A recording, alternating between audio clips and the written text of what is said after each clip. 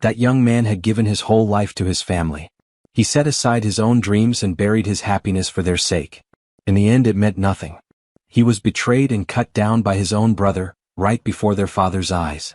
Not long before that moment, he had questioned the man standing in front of him about the reason for his visit. The reply had come without warmth or delay. The purpose was simple: to eliminate him. Hearing it, the truth became clear. From the start, the entire squad had been nothing but bait, meant to draw attention and be discarded once they were no longer needed. The man stared at him with open disdain and declared that this was the only role fit for someone born without wings. With cruel mockery, he referred to him as the foolish son Ash Elmhine. The Elmhine house was known across the continent as the strongest military bloodline, guardians of the royal family for generations. At its peak stood Roderick Elmhine, the only man in the nation who bore all 7 wings. Wings were not mere ornaments. They were a crest carved into the back, a mark of magical strength. The greater the number of wings, the stronger the magic sealed within the body. Within the Elmhine household, only those marked by wings could wield that power. Years earlier, during a deadly snowstorm that had nearly claimed his life, Roderick had saved him.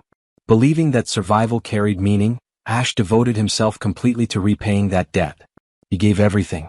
Still, he was never recognized. His brothers ridiculed him without pause, branding him wingless because he lacked the crest that defined their lineage. Ash endured it all. He trained relentlessly day after day, convinced that effort would one day earn respect. That illusion collapsed during this mission. His unit had been surrounded on every side, with no path of escape. Only now did he understand. They had been sent there to be slaughtered. He demanded an explanation. He questioned whether this was the reward for a lifetime of loyalty. Whether betrayal was the final answer from his father. Roderick's response carried no feeling. A tool, he implied, had no right to expectations. He labeled Ash an eyesore and gave the order to dispose of him. Something inside Ash snapped. Anger and despair surged together as he rushed forward, swinging his blade toward Roderick's throat. Regret burned within him for ever placing faith in that man. The strike did nothing more than graze Roderick's skin. In an instant, chains coiled around Ash from behind. 2 figures stepped into view, men he had once called brothers. One cut off his arm. The other shattered his leg. Blood filled his mouth as his body crashed against the ground. Laughter echoed above him. His brothers mocked him, reminding him that creatures without wings belonged on the ground, crawling in the dirt. Ash tightened his remaining fist and forced out one final question. If he had always been meant to be discarded, then why had his life been saved years ago? Roderick seized him by the hair and answered with cold detachment. There had never been any special reason. Ash had never held value. What truly mattered was the power of the 7 wings contained within a body. Shock froze Ash in place as Roderick continued, stating that his mother had been useful. She had carried and delivered a child like Ash for his benefit alone. The meaning behind those words did not reach him. Confusion filled his mind. Before he could seek clarity, a blade drove through his back. Agony exploded through his body. Darkness swallowed his sight as his strength drained away. While his awareness slipped, a final thought surfaced. He questioned if this was truly the end of his life, and whether his existence had ever held any value. A sudden wave of cold struck his face. His eyes flew open. For a brief second he wondered if he had reached the world beyond death. The freezing wind cut into his skin. Each breath scorched his lungs. Then the truth settled in. He was still alive. He lay in the heart of a violent snowstorm, resting weakly in a woman's arms. Fear surged through him as he tried to move, only to freeze in shock. Something felt wrong. His legs were far too small. He lifted a hand before his eyes and stared in disbelief. It was the hand of an infant. Shock overwhelmed him. His body had become that of a newborn. When he looked up at the woman holding him, he noticed she was no longer breathing. Her body was stiff and unmoving. She was dead. Ash activated his search ability. His awareness stretched beyond the storm. Through the swirling snow, he sensed 3 riders on horseback pushing forward. They were searching urgently. One of them shouted for speed, declaring that for Lord Roderick's sake, they had to retrieve the infant the woman had taken. Ash's heart nearly stopped. Weakly, he questioned if he had heard correctly. Roderick. His father's name. If they were hunting an infant, the target was obvious. In his former life, there had been rumors that he had been found on a snowy night like this. A dreadful thought crept into his mind. Had he returned to the past? The idea felt insane. Impossible. Yet every detail pointed toward it. The riders were getting closer. One fact became clear. If he remained there, he would be captured and brought back to the Elmhine estate. He would once again belong to Roderick. Gathering what little will he possessed, Ash began to crawl. Mana flowed faintly into his tiny hands, pushing his fragile body forward bit by bit. His limbs shook violently. His breaths grew uneven and thin. The cold seeped deep into his bones while feverish heat burned through his veins. His body begged to stop. He refused. He crawled because stopping meant death. And survival meant one thing. One day he would take revenge on Roderick Elmhine. Time dragged on in pain. Gradually the storm weakened. The sun began to rise over the white horizon. The infant forced himself to move a little farther before finally collapsing unconscious in front of a young girl. The girl cried out, saying she had called her father because she had found something. The man who approached behind her was Viscount Highfried, a noble of high rank. He carefully lifted the baby into his arms. Confusion marked his face. He wondered why a child would be in such a place. Then his gaze shifted to the snow behind them. A long, uneven trail of tiny crawl marks stretched across the frozen ground. The Viscount went still. He stared at the distance the infant had crossed through the storm. Shock filled him as he questioned what kind of child could survive such a trial and who this baby truly was. Some time later, Ash drifted into a strange dream. In front of him, a red-haired baby appeared, wobbling closer with a bright and innocent look. Before Ash could respond, the child suddenly grabbed his nose. He jerked awake. The first sight that greeted him was pure chaos. 5 little girls crowded around him, their faces shining with excitement as they all reached toward him at once. Small hands tugged at his sleeves and even at his legs, each one trying to pull him away to play. He had no clue how things had turned into this or why his new life had become so noisy. Just as the situation was about to spiral out of control, the white-haired girl he had seen earlier stepped forward. She was clearly the oldest. With a serious look, she picked Ash up and pulled him away from her sisters, scolding them for going too far. But Ash twisted free from her arms. The instant his feet touched the ground, he started crawling away. Behind him, the small red-haired girl shouted in excitement. In the next second, all 5 girls rushed after him.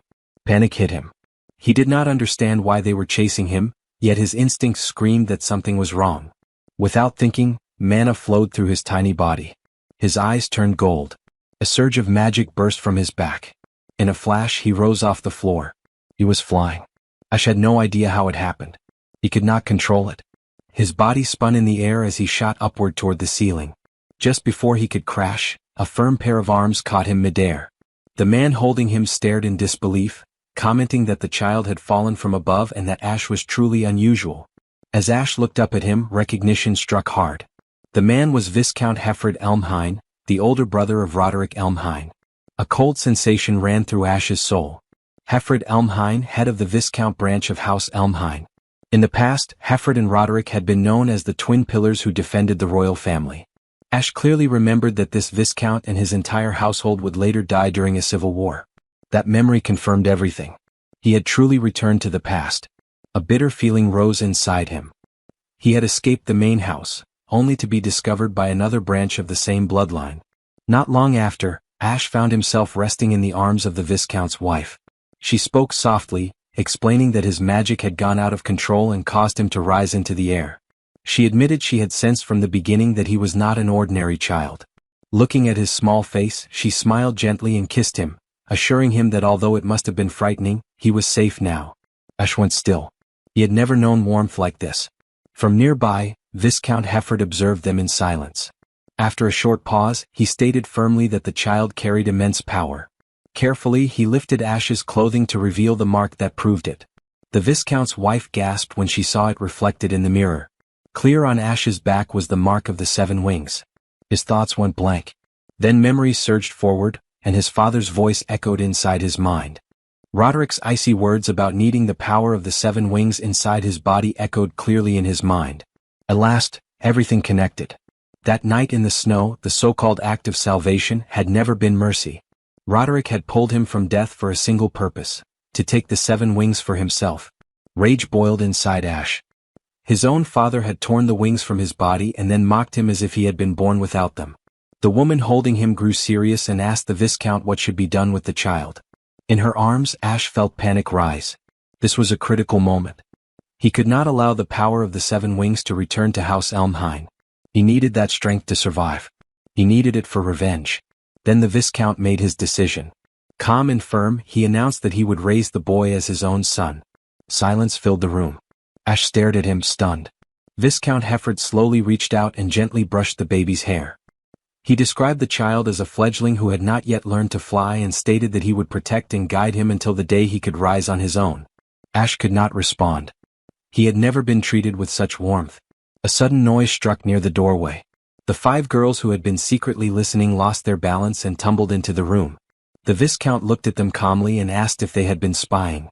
The eldest quickly apologized, explaining that they had only been worried about the baby. The second daughter stepped forward and asked what name the child would carry. The woman hesitated for a moment, then smiled softly.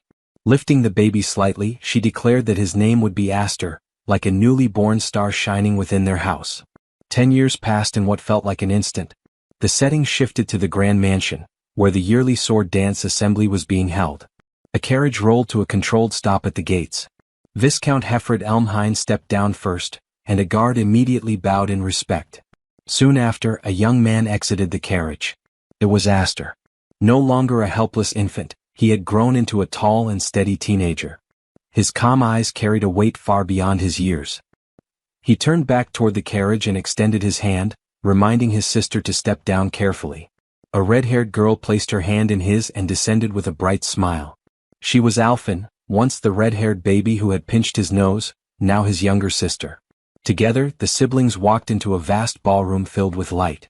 They had arrived for the Sword Dance Assembly, a yearly gathering hosted by a ducal house tied to the Elmhine name. 4 noble families devoted to martial power, the event served to strengthen alliances and deepen ties. In truth, it was a silent battlefield. Each noble house presented its most talented young swordsmen, seeking prestige, influence, and acknowledgement. As Aster and Alphen advanced through the hall, quiet whispers began to spread among the guests. Some commented that the Viscount branch of Elmhine lacked a true heir. Some mocked openly, claiming that since the Viscount house had failed to produce a proper heir, they had picked up some unknown stray from nowhere. With cold eyes, they questioned how long that branch would be allowed to stain the Elmhine name. Attention slowly shifted toward Aster. So this was the adopted boy. Alphen tightened her fists and stepped closer to him, urging him not to let the cruel whispers affect him. She insisted they could not afford to show weakness in a place like this. Aster noticed what she failed to see herself. Her hands were shaking. At that moment, Lord Hefford spoke in a calm tone, stating that such reactions simply reflected the current position of the Viscount house.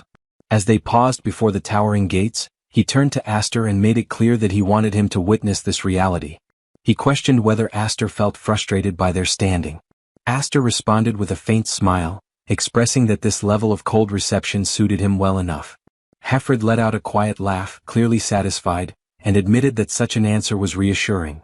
Standing before the grand castle, Aster's thoughts drifted to his former life.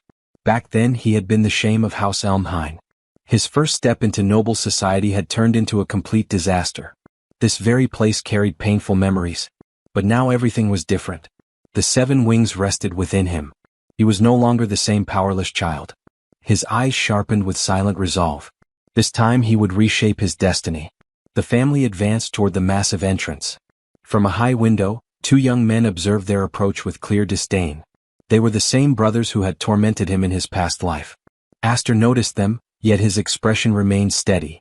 With firm steps, all sides moved toward the grand doors, each holding their own motives. Within his heart, Aster made a silent promise. This time, his debut in high society would not end in disgrace. It would shine. Inside the main hall, an arena stood at the center. 2 young swordsmen clashed fiercely within it. The era belonged to knights. To be acknowledged as one required both strength and elegance. Strength was proven by skill with the blade. Elegance was measured through honor and reputation. Steel collided against steel as the duel intensified. Both fighters demonstrated polished and disciplined techniques. As they prepared for another exchange, the balance shifted. A glowing wing crest appeared on one fighter's wrist. In an instant, the match was decided. He crushed his opponent, cutting cleanly through his sword and ending the duel without hesitation. The audience erupted in applause. The greatest sign of power and grace had revealed itself, the wing crest. From the balcony above, Alphen murmured that the atmosphere felt overwhelming. She admitted that she now understood why her sisters, Fren and Flair, had chosen not to attend. Beside her, Aster watched the arena in silence. Memories from his previous life surfaced. Laughter directed at him, humiliation, the moment he had fallen in defeat and been ridiculed after a duel. His gaze turned distant. Alfin noticed the distant look in his eyes and called his name, asking if he felt nervous about attending his first sword dance assembly. Aster gave a small smile and said he felt no fear. Deep down, the emotion was not anxiety but something closer to nostalgia. Alfin frowned, unable to grasp what he meant. Their father, Viscount Hefford Elmhine, informed them that he would be leaving for a meeting and told Aster to keep an eye on Alfin. She immediately objected, insisting she was more capable than him, while Aster calmly labeled her clumsy. The Viscount rested a hand on his son's shoulder and smiled, advising him to build connections since many nobles of his age were present. Then he leaned in slightly and delivered a quiet warning: no one must learn about the Seven Wings. After his father walked away, Aster thought about those words. He could feel unfriendly stares from other young nobles watching from a distance. He wondered how he was supposed to form ties when their eyes were filled with open dislike. Even so, determination settled on his face. He chose to follow his father's advice. When Alfin asked where he intended to go, Aster answered with confidence that he was going to make friends. On the lower floor, several noble youths relaxed around a sofa. Sitting at the center were the two sons of Duke Roderick. As Aster approached, one of them examined him from head to toe with a mocking look and demanded his identity. Aster greeted him calmly, addressing him as brother-in-law Daryus. The unexpected title caused visible surprise among the group. With a polite expression, he introduced himself as Aster Elmhine, the younger brother from the Viscount branch, explaining that he had noticed them earlier and had come simply to offer greetings. Daryus's brother let out a scornful remark, pointing out that Aster was nothing more than an adopted son of the Viscount house. Daryus laughed harshly, claiming that now it made sense why Aster dared to call himself an Elmhine. Aster recognized them clearly: Daryus and Gryan, the rightful heirs of House Elmhine. They were the same two who had taken his life in the past. His eyes darkened slightly. Once they had seemed terrifying. Now they looked like children pretending to carry authority. His resolve grew sharper. Suddenly, Alfin grabbed his arm and urged him to leave. At that exact moment, Daryus called her name. She froze. With cruel amusement, Daryus mocked her, asking if she planned to hide behind her father again. He ordered her to step closer and entertain them. Alfin refused, stating firmly that their families did not share a master and servant bond. She pulled Aster away, but the tremble in her hand revealed the fear she tried to conceal. Daryus kept going, throwing insults at Viscount Hefford Elmhine. He accused him of failing in his duty to protect the king and mocked the fact that his own younger brother had cut off his arm as punishment. Alfin lost control and shouted at him to take those words back. Daryus answered by spitting his drink straight into her face, disgracing her before everyone present. He sneered that her father must regret having such a worthless daughter, someone not even fit to inherit a small barony. He ridiculed her clothes, suggesting that if she did not want to be drenched again, she should arrive dressed in rags next time. Tears streamed down Alfin's face. Behind her, Aster felt anger rise sharply. He had believed that seeing them again would no longer stir his emotions. That belief shattered instantly. In one smooth movement, he grabbed a wine bottle from the hand of one of Daryus's companions. Alfin gasped as he placed a steady hand on her shoulder, calming her without words. Daryus laughed in contempt. The bottle flew toward him. Daryus caught it easily. At the same moment, Aster's blade flashed. The bottle split cleanly in midair, and wine splashed across Daryus's face. The hall fell into complete silence. Aster calmly touched the remaining wine on his sword with his finger and tasted it. After a brief pause, he remarked that it was nothing more than grape juice. A faint smile appeared as he added that the flavor suited a spoiled noble like Daryus perfectly. The air shifted. A memory surfaced from 3 years earlier. Brilliant golden light had exploded from Aster's body. The aura had been overwhelming, thick, radiant, unstable. Count Hefford Elmhine had shouted for him to stop, demanding to know if he intended to kill his own sisters. One of them lay unconscious on the floor, while the other stood frozen, unable to approach as golden-black energy raged wildly around him. The Viscount had ordered Aster to regain control. Watching the violent aura, Hefford had realized this was the true power of the Seven Wings. He had never imagined such a dangerous force could be sealed inside a child. For the first time, doubt had entered his heart. He had questioned whether anyone could truly control such power. Looking directly at Aster within that storm of energy, He had quietly asked if he believed he could master it. The memory faded. Back in the present, a guard burst into the hall where the main and branch families of House Elmhain were holding a meeting. The guard shouted about an urgent matter, interrupting the discussion. One of the dukes demanded an explanation. The messenger revealed that 2 sons of House Elmhain, one from the main family and one from the branch, were engaged in a duel. Shock spread through the chamber. Without hesitation, Viscount Hefford Elmhain stood and hurried toward the arena. At the same time, Alphen ran after her father, desperately trying to explain what had taken place. From a balcony overlooking the grand hall, a duke observed the arena below with interest, a faint smile resting on his lips. Below the balcony, Aster and Daryus faced each other at the center of the arena, blades locked as stunned spectators watched in silence. The duke observing from above remarked that clashes between brothers of the powerful House Elmhain were rare sights. Other dukes stepped onto the balcony, their attention fixed on the duel. A bearded duke stroked his chin and commented that the outcome of this fight could easily sour the entire sword dance assembly. Inside the arena, Daryus activated his wing crest. Energy surged around him as he sneered, calling Aster reckless for daring to challenge a ducal heir. He ridiculed him as a stray raised in the wild, someone ignorant of the vast gap in strength between them. Then he revealed his 4-wing crest, its light blazing openly. The younger nobles burst into cheers, murmuring that it was only natural for a ducal heir to stand far above the rest. Wearing a mocking grin, Daryus demanded that Aster display his own wing crest, implying that he must be too ashamed to reveal it. Aster responded with calm composure, stating that flaunting a simple pattern was not his way. With a faint, confident smile, he added that such behavior was beneath him. The words ignited Daryus's anger. Aster then suggested a wager. If he claimed victory, Daryus would offer a public apology. Daryus laughed and countered that if he won, Aster would become his servant. With a shout, Daryus charged forward, declaring that he would put Aster to work for the rest of his life. Their swords met with explosive force. Aster blocked the strike cleanly, his stance steady and unshaken. Still, he felt the sheer weight of Daryus's strength behind every blow. As Daryus prepared another attack, mana flared along his blade. He bragged about the power granted by his crest and unleashed a rapid barrage. Aster stayed on the defensive, deflecting each strike with precise timing. From the balcony, Alphen cried out in fear. The bearded duke observed that Daryus's technique lacked refinement, but added that skill meant little when faced with overwhelming mana. He explained that if the power of 1 wing resembled a candle flame, then the mana within 4 wings was closer to a violent blast. Daryus sneered again, taunting Aster and questioning where his earlier confidence had gone. He mocked the promise of forcing an apology, suggesting it had been nothing but empty words. Aster remained silent. He continued to block every attack without hesitation. Frustration grew on Daryus's face. He leapt high into the air, channeling mana into both blades as he prepared a decisive strike. From the balcony, a stout duke muttered that the duel was already finished. Daryus brought his blades down. Aster lifted his sword and stopped both strikes with ease. The arena fell into complete stillness. Daryus stared, stunned, unable to understand what had just occurred. Aster finally spoke, his tone steady and cold. He stated that Daryus talked far too much. In the next second he moved. His counterattack struck cleanly, sending Daryus flying backward across the arena.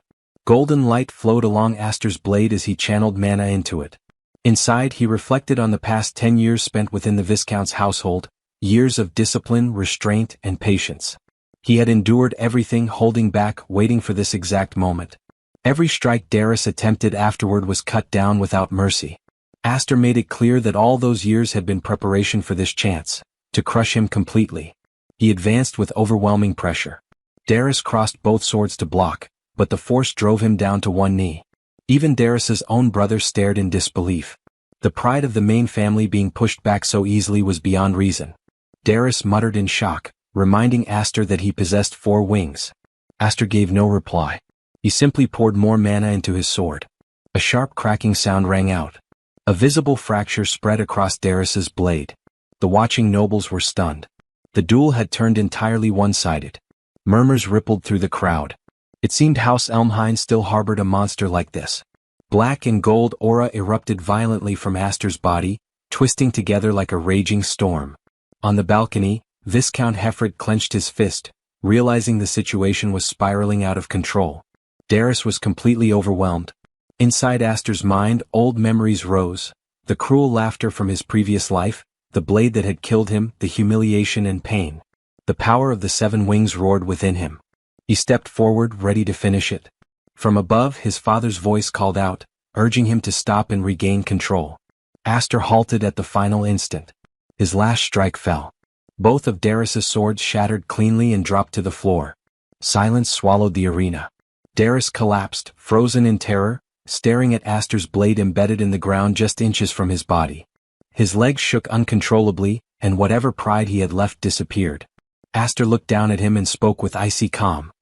He remarked that next time Daryus should dress properly, because if he intended to spill wine on others, he should be ready to be drenched himself. Then Aster turned away. Under his breath, he reminded himself that he was no longer Ash the Wingless. For now that truth was enough. From the balcony, his sister met his eyes and gave him a proud, satisfied smile. Aster answered with a bright expression. Suddenly, a terrifying aura burst from behind him near the staircase. Someone was releasing power in pure fury. Aster turned instantly. Standing there was Roderick Elmhine, head of the main family, his former father. The entire hall tightened with tension. Even Aster felt the crushing weight of that presence pressing down on him. When Roderick finally withdrew his aura, whispers spread across the crowd. No one could believe what they had witnessed. The youngest son of a Viscount branch had defeated the 3rd son of the main family. This was no small matter. Everyone understood that the main house would not ignore such humiliation.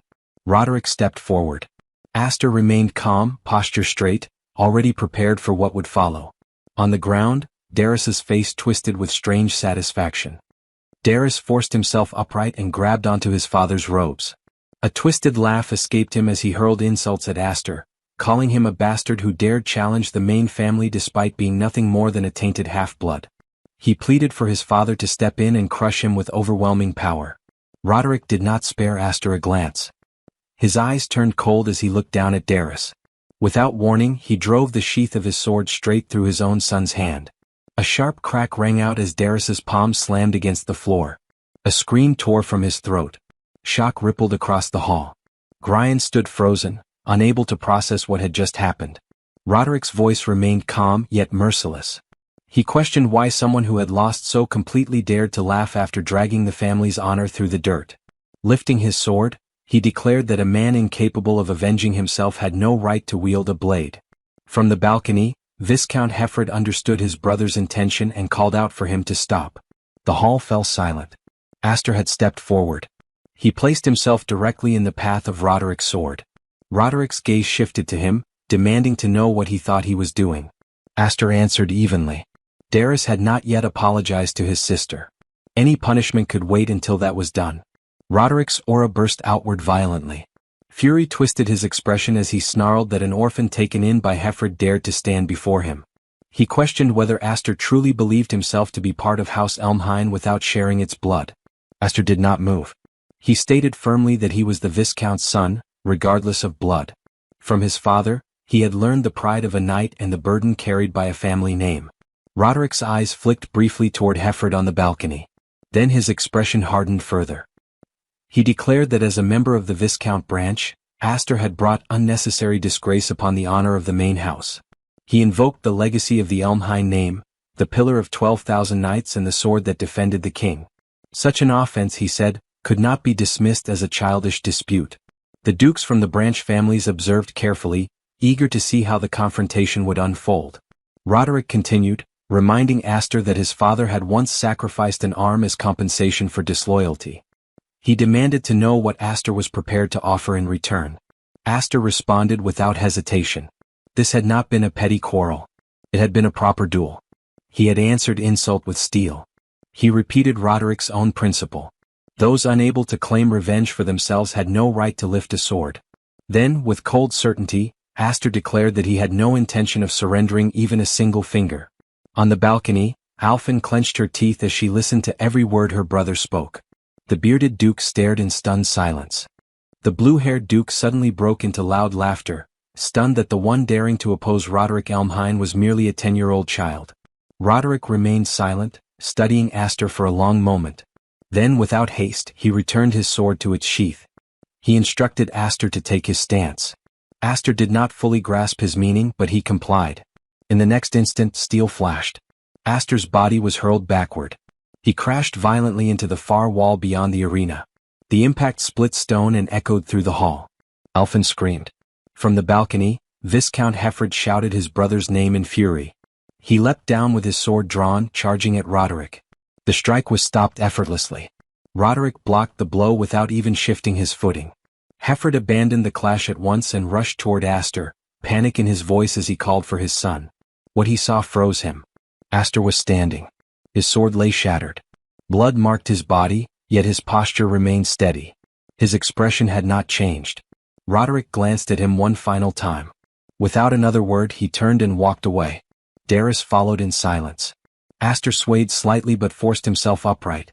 Hefford reached him immediately, supporting him. Aster spoke calmly, stating that he had kept his promise. His word had not broken. Hefford answered quietly that he had seen everything. He told Aster that he had been magnificent. Back on the balcony, the bearded duke remarked that Roderick's action had seemed somewhat childish. Still, he admitted that allowing the boy to leave untouched would have made the main family lose all dignity. He added that standing before Roderick Elmhine himself, speaking so boldly and surviving, was no small achievement. That child, he concluded, was a rising star. With a faint smile, the Duke commented that for Aster, this had been the strongest possible debut in high society. The heavy-set Duke exhaled and admitted that the boy had unsettled him. For a brief moment he had believed House Elmhine might fracture entirely. Roderick cast a brief look toward his brother and Aster. He stated that an era of chaos would one day arrive, a storm fierce enough to split the world into two, perhaps even three parts. The scene shifted to the training grounds of the Viscount branch of House Elmhine. Several knights observed as a sparring session unfolded. Two figures exchanged blows with wooden swords. One knight, smiling easily, praised his master's performance and described it as splendid. The one being praised was Aster. Around them, the knights murmured in low voices. For someone so young, his swordsmanship was terrifying. They noted that his training had intensified even more after the sword dance assembly. One knight recalled how Aster had defeated the third son of the Elmhine main house. The group could not conceal their satisfaction. For years, the main house had treated the Viscount branch with contempt. Watching one of their own stand firm against them had felt deeply satisfying to the knights. Aster continued cutting down opponent after opponent during training, but his mind was elsewhere. At the sword dance assembly, he had displayed enough strength and presence to silence those who had branded his family a stain on House Elmhine. Even so, he understood that the true obstacle still remained. The main house. Part of him wished he had tested himself further that day, facing more challengers on that stage. Yet he was fully aware of reality. At his current level, he stood no chance against Roderick Elmhine. To Aster, a wing crest was merely a sign of magical potential. Power granted at birth meant little if it could not be mastered. Even now, he could not draw out the full strength of the 7 wings. If he did not have to worry about losing control and falling into a berserk state, he could push that power to its true limits. With one final exchange, he struck down the last knight before him. Several men lay sprawled on the ground. Aster's eyes remained sharp as he calmly asked if anyone else wished to challenge him. Before anyone could respond, a familiar voice cut in. Alfin approached, commenting that he was overexerting himself again. She questioned whether he even understood the meaning of rest and informed him that their father was summoning him. Aster agreed immediately and said he would go at once. As they walked, he glanced at her attire and made a remark. Alfin turned toward him, confused at first.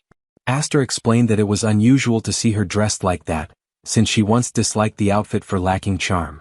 She responded that balance mattered. Watching him train relentlessly had made her realize she could not remain the same forever either. Her words caught him off guard. For a brief moment, he had nothing to say, especially when she lifted her training sword toward him with a confident smile. She stated that once he returned, they would spend time sparring together. Aster answered with a grin, accepting the challenge and lightly asking her to go easy on him. Some time later he arrived at his father's office. Upon entering, Viscount Hefford told him to sit. Aster obeyed, taking the seat opposite his father with a composed expression. Hefford observed that 10 years had passed since they had brought Aster into the family. He admitted that he had once thought about waiting until Aster grew older, but had decided the time to act had come. He placed a small case on the desk and opened it. Inside rested a ring. Hefford revealed that the ring symbolized succession, the mark of the next head of the Viscount branch. Then he stated clearly that he intended for Aster to become his successor. Aster froze in shock. Hefford explained that their family's situation was fragile. As a branch of House Elmhine entrusted with land and duty, they carried heavy responsibility. The position of the next head could not remain empty forever. Aster asked whether his sisters knew about this decision. Hefford replied that the elder sisters would return from the Night Academy in 3 days, and he intended to gather everyone before speaking openly about it. The news caught Aster off guard. Malfoy and Kudo were coming back. He admitted honestly that they would not accept it easily, especially Kudo. She resented him for being male and for bearing the 7 wings. Aster rose from his seat and stated that he could not take the position. He remembered clearly the day he had nearly harmed one of his sisters after losing control of his magic. He acknowledged that he lacked the confidence to withstand their anger, let alone persuade them to support him. Hefford gave a faint, knowing smile. He remarked that at times he wondered whether Aster had ever truly lived as a child.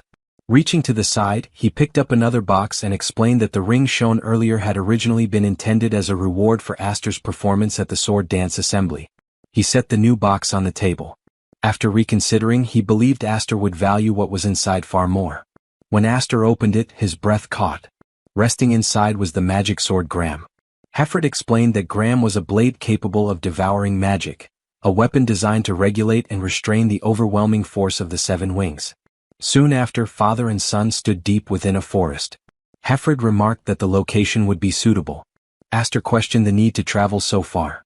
If the purpose had only been to show him the sword, the dojo would have sufficed. His father answered plainly that it would not. He added dryly that Aster had a habit of destroying castle walls whenever his power spiraled out of control. Hefford then formally introduced the weapon. Gram was a demonic blade, bound to flame, traditionally passed down to the eldest sons of House Elmhine. For generations it had remained in the hands of the main family, but Hefford had retrieved it specifically for Aster. He removed the covering. Aster stared in shock. There was no blade. Hefford explained calmly that Gram existed as a potential weapon. When infused with mana, it would take form according to the wielder's own power. To demonstrate, Hefford released his energy. A massive wave of red magic burst outward. The forest shook as a blazing arc cut through the distant trees, slicing everything in its path with brutal precision. The air trembled from the force. Hefford warned that if the wielder's resolve faltered even slightly, the sword would devour all of their mana instead. That was the reason Gram carried such a grim reputation. He then handed the weapon to Aster and asked if he wished to attempt it. Aster's expression grew firm. He accepted the sword. The moment he began channeling magic into it, something extraordinary occurred. His golden mana flowed naturally without resistance, effortless. Impossible to stop. Back at the castle, knights training in the yard suddenly paused. A massive red streak tore across the sky above them. One knight muttered in disbelief, wondering if a comet had fallen. Another snapped at him, calling him foolish and pointing out that the light had risen from the opposite direction. Elfin also saw the blazing trail. In a low voice, she murmured that it had to be Aster. Deep in the forest, Aster sat on the ground, a faint smile forming on his face as he admitted that the weapon was beyond belief. Hefford, however, continued staring at the sky. He said quietly that the truly unbelievable thing was Aster himself. Throughout the long history of House Elmhine, across countless generations, not a single person had ever borne the crest of 7 wings. If Aster mastered that power completely, Hefford declared, he would one day surpass both himself and Roderick Elmhine, despite their 6 wings. The thought struck Aster deeply. To surpass the head of House Elmhine. Hefford's tone shifted, becoming grave. He warned that power of such scale would inevitably create conflict. If the truth about the 7 wings became known, some would envy him. Others would hate him. Many would attempt to use him. Some would try to eliminate him entirely. Hefford extended his hand. He told Aster that he must grow strong so that he would never again regret being powerless. Aster clasped his father's hand firmly. Inside, he swore he would never endure another miserable life like the one he had lost. He thanked his father and vowed to master both the 7 wings and the world itself. 3 days later, the scene shifted. The Viscount family welcomed home their elder daughters. Malfoy and Kudo had returned from the Night Academy. Kudo stepped forward first, wearing a bright smile as she opened her arms wide, announcing that it was time for a reunion embrace with their beloved older sister. Instead, the younger girls ran straight past her and threw themselves into Malfoy's arms. Kudo froze. Shock crossed her face as she demanded to know why she had been ignored. The two sisters answered innocently that Kudo always ruined their hair. Kudo denied it immediately, insisting that she had mastered chivalry perfectly and would never behave in such an unrefined way. Then she noticed Alphen standing quietly nearby. Without warning, Kudo pulled Alphen into a tight embrace, praising her for being a good girl while vigorously ruffling and completely destroying her hair. She then demanded to know why Alphen had not come to her first. Not long after, Malfa asked their parents where Aster was. They briefly explained that he was out training. Kudo, who had been listening carefully, grew curious. The scene shifted back to the forest. Aster stood alone, gripping the hilt of Graham. His jaw was tight as golden mana flickered around the incomplete blade. He muttered that it was still not enough. He could now shape the sword with magic, but all he could truly do was suppress its power. Compared to his father's effortless demonstration, the difference felt vast. He questioned silently how his father had made it look so simple. A voice came from behind him. Kudo observed that the display looked impressive.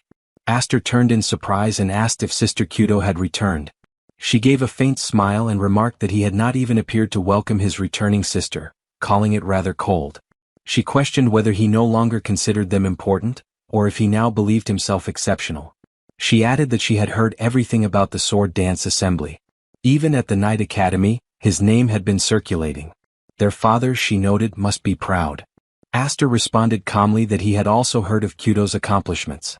Though still a trainee, she had excelled in multiple missions and had been awarded the Platinum Order, the honorary Knight Medal of the Year. Kudo accepted the praise without hesitation, but pointed out that despite all of that, she still could not inherit their father's seat. After a short pause, she asked if it was true that Aster had refused the succession. Inside, Aster wondered who had told her. He suspected their father and immediately sensed trouble. Outwardly, he answered that he had not intended to reject it outright. He simply believed he was not yet qualified. Kudo stepped closer. Her tone dropped. Both he and their father, she said, knew exactly what her dream was. She accused them of cruelty. Without warning, she drew her sword. Before Aster could react, she cut through a nearby tree and sent the heavy trunk flying toward him. He jumped aside, barely avoiding the impact, and demanded to know what she was doing. Kudo answered evenly that it had been a while, and suggested that her little brother allow his older sister to test him. She smiled and warned that next time she would not restrain herself. Aster told her to stop, explaining that his sword was still incomplete. Kudo asked coldly whether he would use that same excuse when facing a real enemy. Aster had no answer. She stated that a knight must always see himself as standing on a battlefield.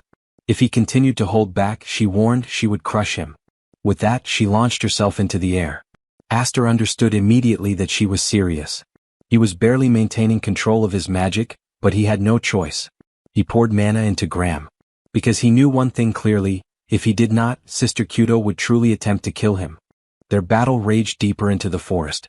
Shockwaves burst outward with each collision, waves of pressure and flashes of light tearing through the trees and shaking the ground. Even from a distance, the force of their clash was visible. Kudo clicked her tongue as she swung again, her face sharp and relentless. She commented that Aster's blade remained precise as ever, admitting she had not expected him to keep pace with her after all the growth she had gained at the Knight Academy. Aster blocked strike after strike, the impact sending tremors through his arms. She pressed him further, questioning what excuse he thought that unfinished sword would serve.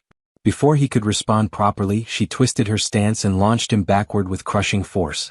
She declared coldly that his control over mana was pitiful. Aster slid across the ground but managed to stay upright, his boots carving deep lines into the earth.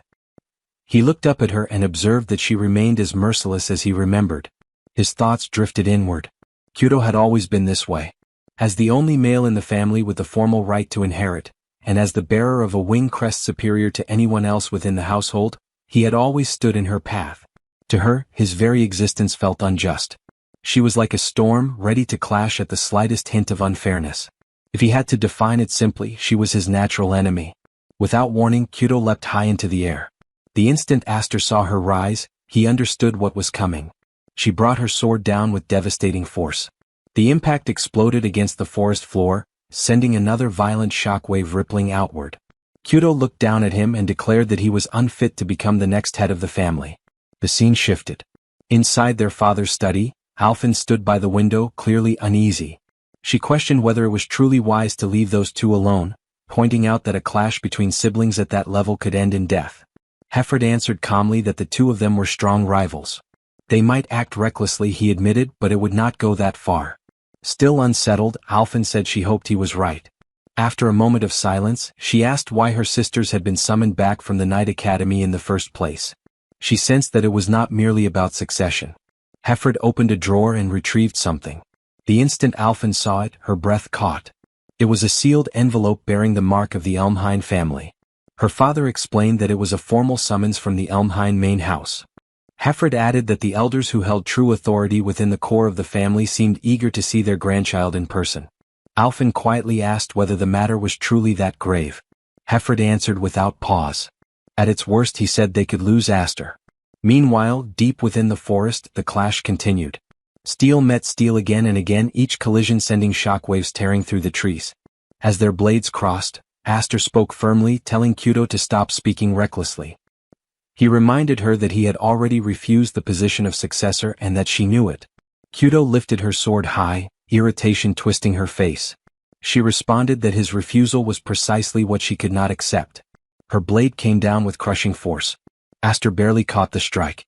The impact was overwhelming, far heavier than expected.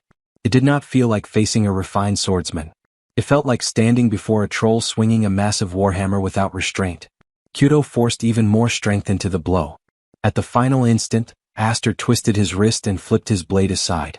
Her strike smashed into the ground instead. He demanded sharply whether she would finally listen. Kudo gave a faint smile and questioned whether he was already looking for an escape.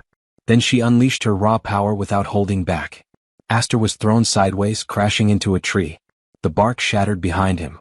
He coughed blood, disbelief widening his eyes. Kudo looked down at him and declared that if all he relied on was swinging a sword, he was nothing more than third-rate. She continued coldly, explaining that even those capable of handling mana alone were only second-rate. True first-rate belonged only to those who mastered both sword and mana together. Her gaze hardened as she admitted her deep disappointment.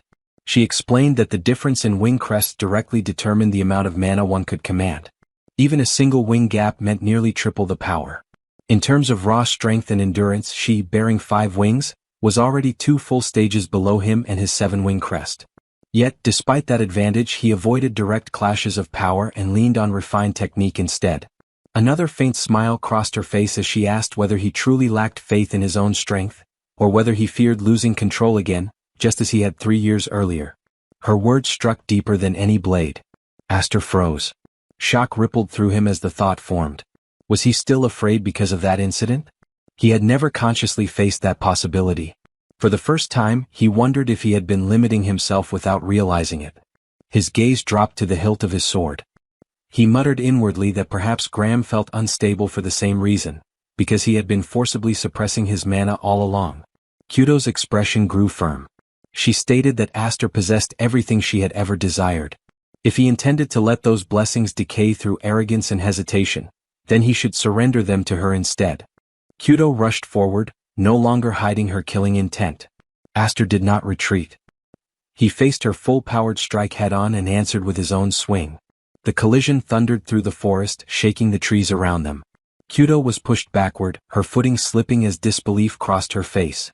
She had not expected him to repel her strongest attack. Aster allowed a faint smile.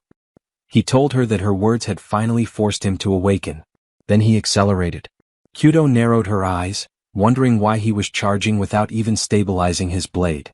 She adjusted her stance, briefly considering whether he had exhausted his mana, but immediately dismissed the idea as impossible. As Aster advanced, mana flooded into his sword. The 7 wings, he realized, held an unprecedented and near-endless reserve of power. He knew he could not yet control it perfectly. Instead of chasing precision, he discarded restraint entirely. For a single instant, he let go of the blade itself and focused only on the motion. All of his mana poured into that attack. The strike fell.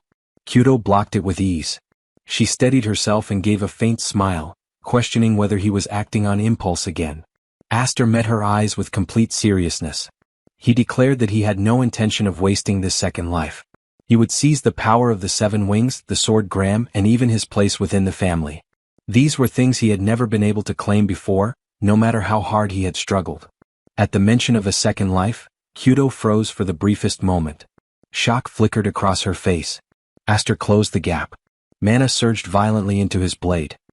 He leapt upward, gathering every ounce of strength he possessed, and then vanished from her sight. Kudo's eyes widened. Aster had dropped low instead, compressing his mana further. He forced even more power into the sword and made it clear that he would no longer hold back. Kudo felt it instantly. The fight was about to end. Aster brought his sword down with crushing force, the air screaming as the blade descended toward her. After the clash between the siblings, Kudo slowly regained consciousness. She opened her eyes and wondered where she was. A few seconds passed before she recognized the room. It was her own bedroom. Warm sunlight streamed through the window. A voice nearby remarked that she was finally awake. Surprised, she turned her head and saw Malfa standing there. Malfa commented that she had certainly taken her time waking up. Kudo immediately sat upright, panic flashing across her face. She demanded to know what had happened to the match. What was the outcome of her fight against Aster? Malfa explained that Aster had carried her back. He had said that she fell asleep in the middle of the duel and assumed she must have been exhausted from the long journey home. Kudo rejected that explanation at once. Her gaze shifted toward her sword. Memories of the final exchange surfaced. In that last instant she had truly believed Aster had cut her down. But the truth was different. He had dispersed the magic blade just before impact. Only the remaining surge of mana had passed through her body. As she recalled the innocent look on his face, she admitted to herself that there was no way Aster would ever seriously try to kill his own sister. Yet in that brief moment she had been certain she was about to die. A faint smile crossed her lips as she muttered that he was an infuriating little brother, acting so boldly despite being smaller than her. She picked up her sword and asked where Aster was. She declared that she refused to accept the outcome of that match. Next time she would unleash her full power from the very beginning. Malfa interrupted her. If she was looking for Aster, he had already left. Kudo froze. Malfa explained that a summons had arrived from the main house, addressed specifically to him. He had departed with their father only moments earlier. Kudo had known nothing about it. Frustration filled her voice as she complained that no one had told her. The scene shifted. Aster and his father rode together in a carriage pulled by 2 horses, heading toward the elders of the family. Hefford explained that the men they were about to meet were the elder lords who supported the Elmhind family from the shadows. They were former heads of both the main and branch houses, as well as distinguished figures who had served under the Elmhind banner. Even in retirement they held immense authority. They were the hidden rulers. The ones who settled matters behind closed doors. These elders had shown no interest in Aster since the day he had been adopted. Now Hefford questioned why they were suddenly calling for him. Aster answered that it was most likely because of what had happened at the sword dance assembly.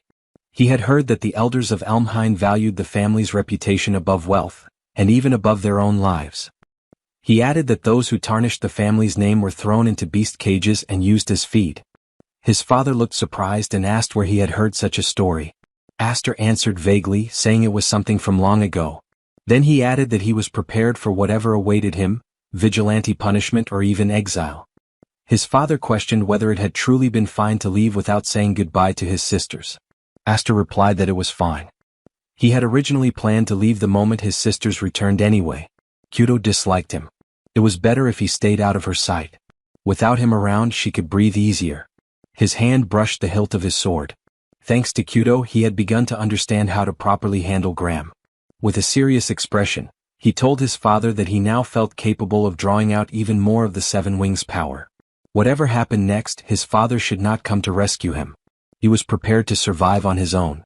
Hefford was about to respond when a sharp voice interrupted them, questioning what he meant by surviving alone and criticizing his pride despite being the youngest. Both men turned in surprise. Kudo had appeared. She pulled open the carriage door and climbed inside, demanding to know if he had truly run all the way there. She scolded him for leaving without saying a single word to his older sister. She had heard that the elders from the main house had summoned him. Neither she nor Malfa had ever received such a call. Hefford told her that she understood why he could not take her to the main house. She replied that she knew. They had been called back to manage affairs in his absence. She understood that much. Still, the summons meant the situation was serious enough to require caution. She reminded Aster of what Malfa had said, that he might not return. Aster tried to reassure her, saying it was an exaggeration. He was simply going to meet and speak with them. Yet inside, he admitted that whether he could return safely was uncertain. After a pause, Kudo admitted that she disliked him. He was male. He possessed 7 wings. He always received special treatment. He was stronger than her, even though she was the older sibling. And despite being younger, he carried himself like an adult. She hated all of it. But even so, he was her family. No matter how powerful he became or how mature he acted, he was still her little brother. She stood and ordered him to return home properly so they could have another match. She would not allow him to win and simply run away. Then she left. Aster watched her go, wondering what she had truly come for. His father commented that she was a good rival. Aster smiled faintly. Inside, he offered quiet thanks to his sister. He would return. The gates swing open, and the guards receive Hayfried, informing him that the elders are already waiting inside. Men close in around them from every direction. Hayfried states that such treatment is unnecessary, since he already knows the route. The knights refuse to bend. They explain that strict escort orders were given, and they are only following them. It is painfully clear that the boy was not summoned there for comfort or kindness. Even so, the small protagonist feels a strange wave of nostalgia as he returns home. As they move through the halls, now bright as if touched by daylight, his father keeps speaking to him. The boy recalls that this is not the kind of place where he can afford to lose control. No matter what is said to him, he must hold himself back.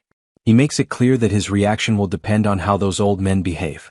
His father immediately realizes how bad that sounds. With that mindset, everything could collapse into chaos. Still, the young protagonist is barely paying attention. His gaze drifts to the side, catching sight of everyone training. His father continues warning him to be cautious, but the boy remains distracted, focused on the clashes unfolding around him. Then the sword is taken from him, and the man beside him warns him once again to remain quiet and composed. The gate opens, and a voice announces the arrival of Lord Hayfried and his son. From somewhere in the back, someone remarks that Hayfried has finally appeared after 10 years.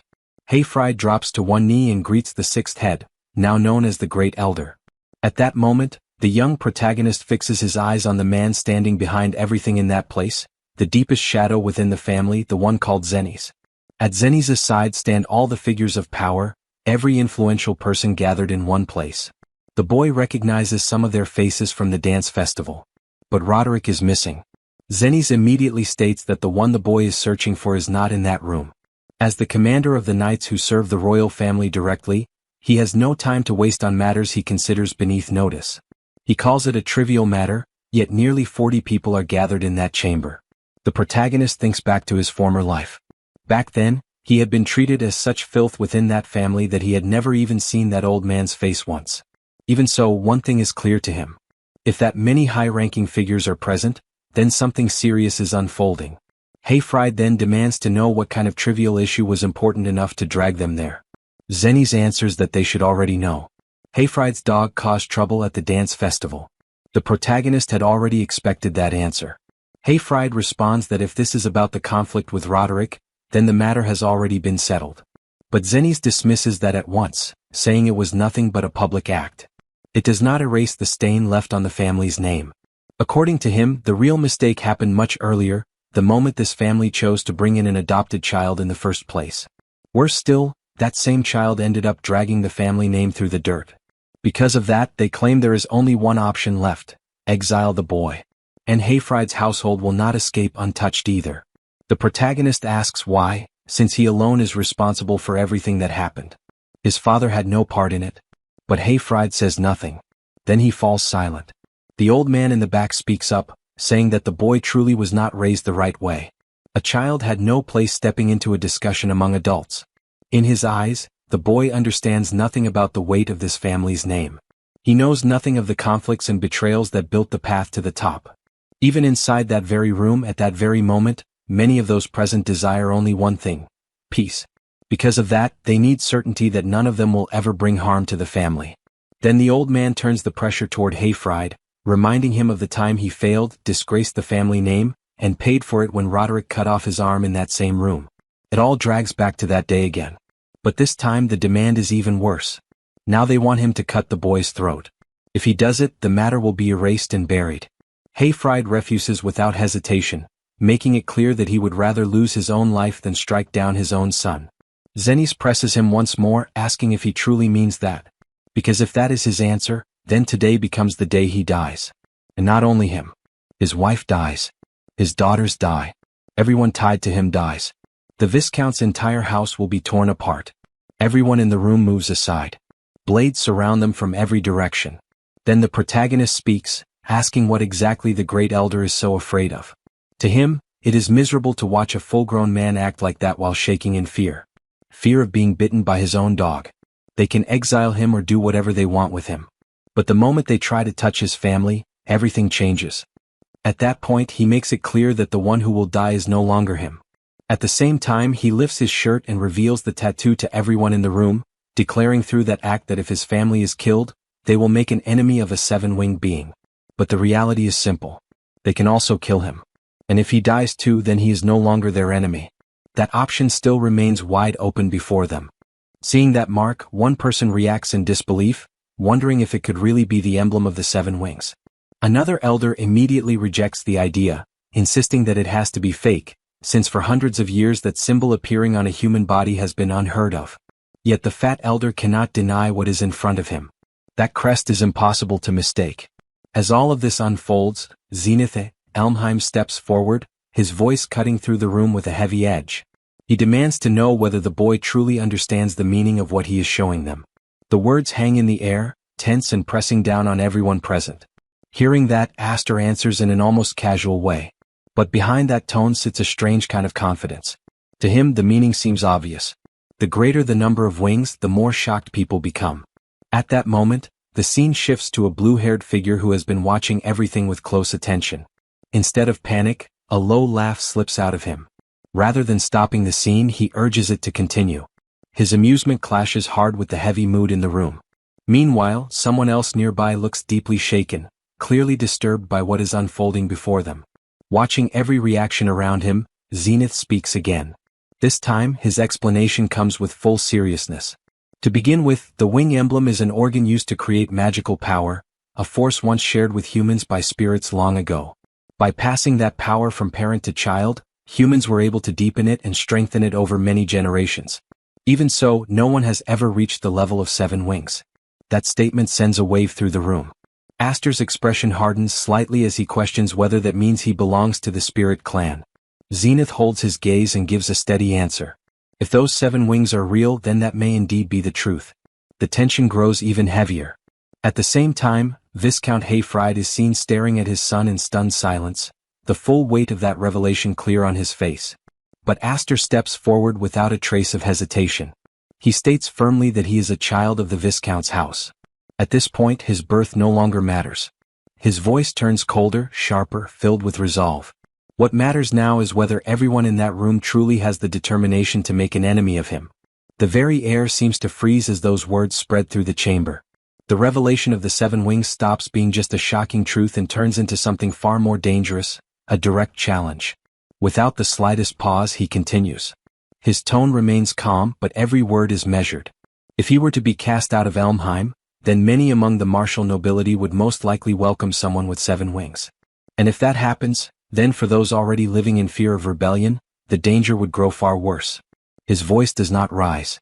Still, every word lands with precision. Rather than throwing him away, they should want him close, not cast aside. He presents himself as something greater than even Duke Roderick, a living banner carrying the name of the seven wings. At that moment, there is not even the smallest trace of fear in his eyes. No doubt. No hesitation. Only clear resolve. Hearing that, every person seated in that chamber grows visibly tense, as the full weight of his reasoning settles over them like a dark storm. What he is offering is not just a plea for survival. It is political value. It is leverage. It is a shift in power. It is a dangerous possibility that none of them can ignore so easily. Meanwhile, inside his own mind, Aster reflects in silence. Just as that old man said before, Elmheim is not one united force. Cracks already run beneath the surface. And beyond that, a rebellion will come. A massive civil war will erupt and swallow the entire nation. He has already seen that future once. For the sake of his own survival and for the survival of the Viscount's house, he knows he cannot remain passive. At the very least, here and now, he must identify who stands as an enemy and who may become an ally, even if that requires taking risks. The determination inside him grows harder. This is no longer only about the 7 wings, nor about the pride of nobles. It is about preparing for the coming storm, the one only he knows is on its way. After hearing all of that, Zenith Elmheim answers with open anger, his authority pressing down over the entire chamber. He challenges the idea that Aster has that much value. He points out that there is still no proof that the 7 wings are real. His words are meant to crush the pressure Aster has built, using doubt, status, and intimidation. But Aster does not step back. Instead he smiles. If they truly believe the wings are fake, then they should kill him at once. The room falls silent. Then he continues, making it clear that if they go through with that, it will become a war between him and everyone in that room. Even so, behind that fearless face, his thoughts move with care. Killing someone like him right now would be easy. But if Elmheim truly decides to take this seriously, what choice will they make? Will they bite? He is gambling, but not blindly. Every move is deliberate. He knows they cannot act carelessly while uncertainty still surrounds the 7 wings. As the tension pulls tighter and tighter, like a bowstring ready to snap, the blue-haired man suddenly rises to his feet and gives a light clap, almost as if the whole exchange is amusing him. He points out that the conversation is going in circles. Then, turning slightly toward the others, he smoothly proposes a solution. For now they should place Aster under a trial. At that, the heavy-set elder stiffens and starts to protest against Count Maze. But Count Maze cuts in before the objection can build, never losing his calm and relaxed manner. Because the truth is simple. They want to see it. They want to witness the power of the 7 wings with their own eyes. His gaze sharpens slightly. After that, deciding Aster's fate will not be too late. And once again the air in the room shifts. What started as an argument has now changed into something far more dangerous. A test that could either prove Aster's claim or lead him straight to ruin. The blue-haired noble smoothly pushes the idea forward, asking what they think. This is the mansion of a world-famous martial clan, so preparing 1 or 2 proper trials should not be difficult. The moment Aster hears that name, his thoughts sharpen. Count Maze. There is no mistake. This man is an ally. That realization settles firmly in his mind.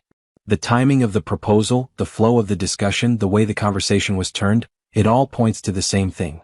It was a lifeline hidden behind curiosity. After a long silence, Zenith Elmheim finally speaks. He agrees. His tone stays cold but fully controlled. In his view, teaching a grandson who does not know how to speak properly is also the duty of an old man. With that, he turns and leads them away. Soon they stop in front of a heavy structure. This is the trial ground. The place is dark. Standing before the entrance, Zenith begins to explain. Beyond that darkness lies an underground bunker linked to the waterways.